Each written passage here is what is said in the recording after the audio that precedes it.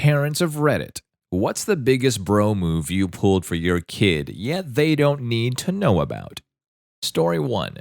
My wife and I adopted our now 8-year-old when he was 5.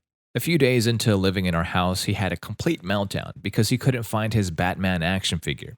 He and his younger sister were living with their biological grandmother prior to living with us, and I guess it got lost in the move. Their grandma was great, but she had significant health issues, dementia, diabetes, and couldn't financially care for 2 kids. Anyway, he was freaking out over the Batman action figure, and after hours of screaming and crying, he finally fell asleep. I went out and brought the action figure from the store and bought it next to him in his bed. He woke up in the morning and asked where it came from. I told him that his grandma dropped it off. He noticed that it was in better condition than he left it, but I was able to convince him that his grandma stayed up all night fixing it for him. He asked her about it and she didn't remember, but he was pretty used to her not remembering things and didn't really question it. Maybe he knows, but I don't see any reason to tell him. I will be his mom for life. His grandma is very ill now and will likely pass soon. I want him to have positive memories of her. Story 2. I'm not a parent, but my mom saved my ass. When I was 13, I started my period. I didn't use tampons that much, and as a result, ended up using a lot of pads. The thing is, I had no idea that they weren't supposed to be flushed, so I'd been unknowingly f***ing up the sewage system at my house. One day, my brother invites one of his friends whom I had a crush on. Apparently, they went to the bathroom and saw one of my bloody pads stuck in the toilet. My brother proceeds to make fun of me about it and call my mom to vent his embarrassment, but my mom said that it was hers, that she accidentally forgot to flush. However, my mom hadn't had a period in over 10 years at this point. I didn't find out about it until maybe 6 years later, that my mom took the fall for me because she knew that I liked my brother's friend and didn't want to f anything up for me. Total bro move. Story 3. My 10-year-old son is really good at strategy games. In his 5th grade class, they play a lot of them, 1-week units at a time, and he almost always ends up the class champion. But when he's in a high-pressure situation, he sometimes falters and he really beats himself up about it. A few weeks ago, the game his class was playing was Pente, and again, he's the class champ, undefeated. And one Thursday night, the school had a big parent versus kids Pente tournament. Dozens and dozens of games where various parents play with various kids in the class. This happens every year, and the parents haven't lost in over a decade. An hour full of frantic game passes, and with one game remaining, the adults and the kids were tied, like 102-102 or something. And the remaining game that will decide it all, whether the kids will emerge victorious for the first time since the Bush era, is me versus my son. The kids are hyped up like crazy because they are close to a victory, and the guy they're pinning their hopes on is my son, their best player, who has already beaten me once earlier in the competition. They are packed around the table chanting his name, but I can see he's stressing out big time and getting super frazzled. And with the game on the line, he blows it, makes a really bad move that essentially hands me the game and the parents yet another victory. He realizes it, and I could see he was just devastated. So I just stare hard at the board, fake concentrating as convincingly as I can, and pretend not to see it. I made a different play, and he pounces and wins. The kids go all apeshit, and he walks home on cloud 9, reveling in having stopped the parent win streak. Totally worth it. I'm surprised the kids didn't quote-unquote win every year. Story 4. Mom of 2 here. My entire life is a bro move, but here are 2 that you guys will approve of. I didn't notice the lotion left in the shower after my son's hour-long showers. That somehow end with him never washing his hair. My daughter's best friend comes from a lower financial status, so I never ask her or her mom for money for any of our activities that I bring her with us. I just state that her mom already gave me the money. That way, the girls have spent years roller skating, mosaic classes, watching movies, and going to pools without ever having to deal with the awkwardness. BFFs forever. Oh, and they get to see all of the Marvel's Star Wars, Hobbit, and Harry Potter movies for the first midnight shows with their friends. Story 5. I'm a nanny, but I've pulled some bro moves for the boys I look after. But my favorite one was a time the 6-year-old had his first little crush. Both the boys are very sweet, kind, and quite popular. The 4-year-old is a little crazy devil and I adore him, but the 6-year-old is a very sensitive boy and I often have to reassure him a lot, like just because the petrol light is on doesn't mean the car will stop. Anyway, he had this crush on a girl in his class. Super cute, long brown hair, big dark eyes, the works. He agonized over speaking to her every day. He even picked her a flower once, which I thought was a cool move, but he put it in her lunchbox and didn't say who it was from. I go to pick him up one day, and I notice the girl in question is looking around anxiously. Her mom is late. I hear her saying to herself, "Where's mom?" But in Greek, chance detective. So I go up to her and say in Greek, "If your mom is late, you can come to sit with us and wait for her and play games with 6-year-old boy on my phone." Little girl's face lights up. 6-year-old then impresses her with his extensive Pokemon Go knowledge, and I nod along saying that he caught the powerful Pokemon on my phone. He didn't obviously, but I ain't no snitch. The little girl's mom arrives, thanks me, and the little girl asks for a playdate with 6-year-old. Success. Mom almost says no until I start talking Greek to her. Yeah, Greek people are funny like that. Strict parents, but they trust their own. Anyway, they have playdates every week now, and she calls him her boyfriend. Super adorable. Story 5. Ashley was the little one's bestest best friend ever. She was horrible. Ashley ruined sparkly Princess Day by spilling all of the glitters on the carpet. She had a grating voice. She yelled and squealed most words. She whined like a toddler when she didn't get her way. She was constantly talking and whining, and she said stupid things because she was 8. As an adult, you never think you'd hate a 3rd grader, but you don't know Ashley. A picky eater who was always hungry and complained about everything you offered her. She started sentences with, "You need to," or "I want to," or "I hate." Once I was driving them somewhere, and Ashley was so irritating that I contemplated dropping Ashley off on the corner and driving away. Well, kids mimic each other, and the little one started picking up Ashley-like effects. She started whining, and she started yell-talking. So I scheduled the little one in an after-school program that I knew Ashley's parents didn't approve of because I knew for certain she wasn't allowed to go. A few weeks later, there was a different best friend in the back seat of the car. Story 6. Not a parent, but my dad is the best. He always told me that he'd be there for me no matter what. Well, when I was 16, my 3 best friends and I got a hotel room after a wedding we all went to. It was one of my friends' sister's weddings. One of my friends and I had a couple of wine coolers, and then we stopped drinking. No buzz whatsoever, but my other 2 friends got plastered. They were throwing up everywhere, and it was a total nightmare.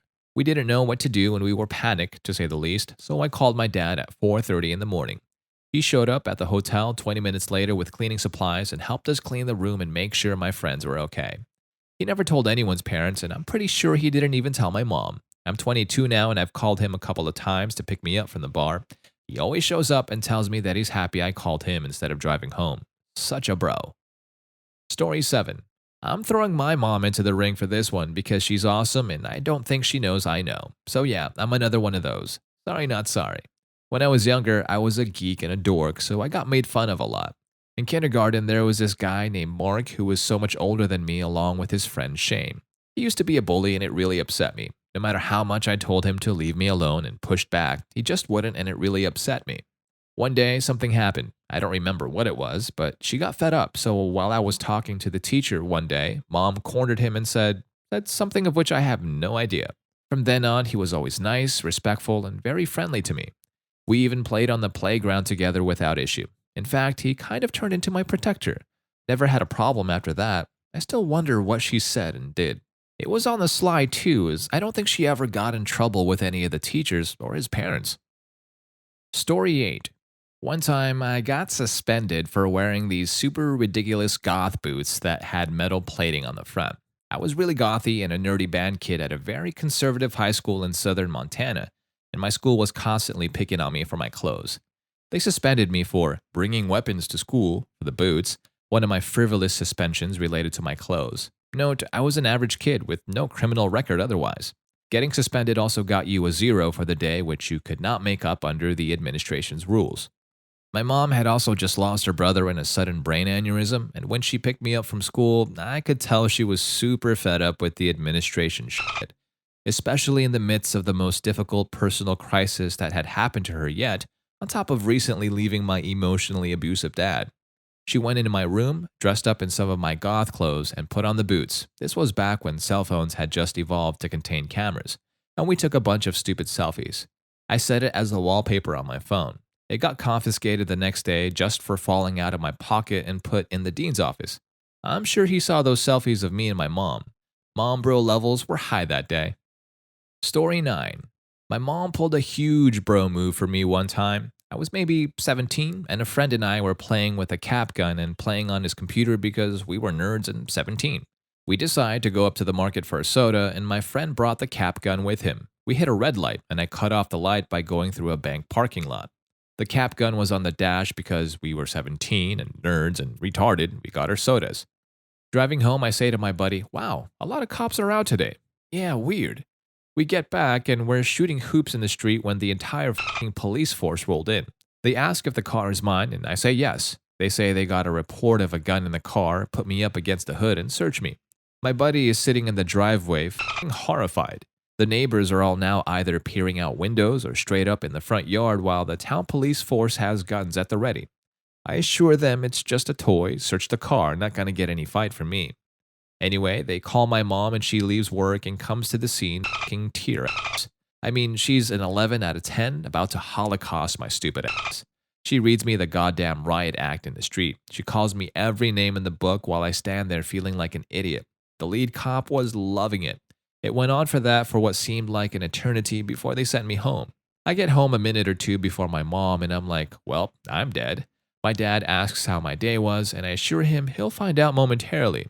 My mom walks in the front door like nothing happened. "Pretty good show, huh?" Wait, what?" "It's obviously a toy fucking gun, Jesus Christ. Do they have nothing better to do? What a fucking waste." Couldn't believe it. Story 10. Not a dad, but I love my brother and his family. The extra income means we all live in a much nicer place than we would be able to afford otherwise. My brother is a lot like my dad, caring but pretty strict. My eldest nephew lands somewhere on the low side of the autism spectrum and has a tendency to act out when things don't go his way. When his dad handles it, there's a lot of yelling and crying. My brother tries, he really does, but he's not the best at being patient with the boy. When I see a blow up imminent or a tantrum on the brink of happening, I suddenly find a need to run to the store, and I need a helper to come along with me. We usually have a good talk about his day if anything is bothering him, and I usually make a point about talking about his 2-year-old little brother. He's 11 and starting to take this whole big brother role model thing pretty seriously. By the time we get back, he's usually corrected his course and the sailing is much smoother for the evening. The little guy is stuck in a loop where he wants to be treated like a big kid, but gets too easily frustrated when he's not, which leads him to not being treated like a big kid. I hope I'm doing at least a little to break that cycle. Story 11. I'm not a parent, but I got a story that hits close to home with me. My best friend is autistic and has always had a strong obsession with basketball. The summer of 7th grade is when he really started to put in more effort and practice into basketball. And because I was pretty much his only friend and person to play ball with, I always felt the need to keep up with him and devote as much time as he did. I wasn't quite as much of a fan of the game as he, but I enjoyed it. Fast forward to junior year, by now my friend has gotten really good at the game, spent all his time at the gym to get better. I got pretty tired of playing it and didn't have the time or the resources to put the effort into practice since high school, so the gap between our skills had gotten pretty big. His parents were pretty aware of this as we played every Friday night. Good 5 or 6 one-on-one games resolves were always me losing them all. Well, one day they came to me and said, "Hey, we got you a gym membership." I didn't actually ever have one and I would spend my own money to go there. $20 a visit for 46 visits a month is a lot of money. So it was really nice of them. The part I didn't realize was the membership was about $60 a month, and originally they said, "We can talk about the money later." Later still hasn't come, and it's been 3 years and hasn't once asked for the money. We're talking like $2,000. I feel like they knew I didn't have the money for it. Despite my part-time job, I worked to raise money for college. Story 12. I met my wife online and instantly fell in love with her and her at the time 13th-month-old son whose biological father bailed on him. Since I've married my wife, our relationship has fallen apart and I'm no longer happy in our marriage, but I know that as soon as we divorce, she'll pull Jacob out of my life. So I stay as her figurative punching bag. There's no abuse present, she's just a shitty person, so that Jacob has a father. Best decision of my life. However, my sacrifice isn't that I simply go through the motions and the hate or distaste of my marriage is palpable to even a blind emu.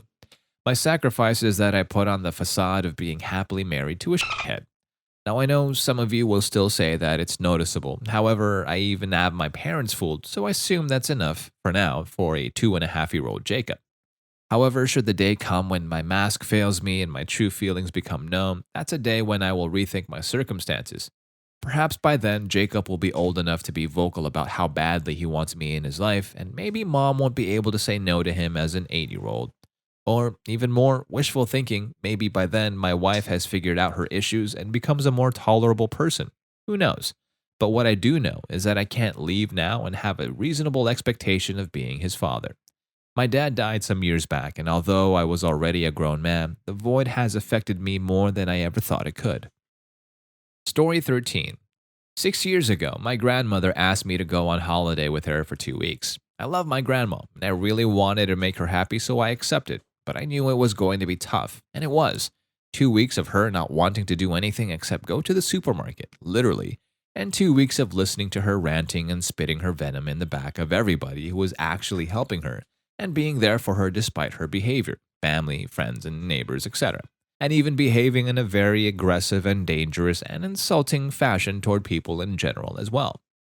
My parents were meant to arrive the day before we went back for their own holidays, it was their summer house, and to extend my son's holidays 3 more weeks, and I couldn't wait for it. I was really at the end of the roll of what I could bear. Somehow, I think my parents knew how knocked out my stuffing was going to be. My dad came to me, dropped 12 grams of hash in my hand, and said, "From your brother, go have a smoke and chill." Turns out my brother never gave my dad anything for me, and he had been away on holiday for weeks. The only thing he gave to my dad was his friend's number. I know it must seem like a very questionable bro move, but it's one of his bro moves that still makes me laugh today, and I think, my dad's pretty kick-ass. Story 14. I basically raised my 2 sisters because of a large age gap. Now, my parents always volunteered me to babysit everyone's kids so that all the parents could go party together. I'd be babysitting about 4 to 7 kids at a time all throughout the weekends and after school. I was head of the PTA at 19 and ran snack day. Now, this kid who I've known since he was 4, time of this story was 8, started terrorizing all the kids, especially my sister. So I told him if he didn't stop, I'd never sell him his Takis and Gatorade ever again. The terrorizing stopped instantaneously, and my sister was finally not stressing out about going to school. I found out a week later there were a lot of problems at home for him, so I started buying his snacks for him the rest of the year. Story 15. I'm a parent of 2, and though I have a few moments I can think of with my kids and some of their friends, I'm reminded of my best friend's mom growing up. My folks were pretty good while I was young. We were poor though, no doubt about that. You know, like getting food from the church poor, getting 1 pair of shoes for an entire school year, and lots of hand-me-downs kind of poor. Anyway, as I got older, my stepdad started driving long haul, and as a result, my mom started going with him for some reason. I was probably around 10 or 12 years old at the time. I would literally be left alone at home for a week or more alone. My 2 older sisters were total shitheads at the time, not so much anymore, and though they were supposed to be there, they weren't most of the time. When summer came around, I would just ride my bike into town, which was about 7 miles. We lived out on the country for the most part.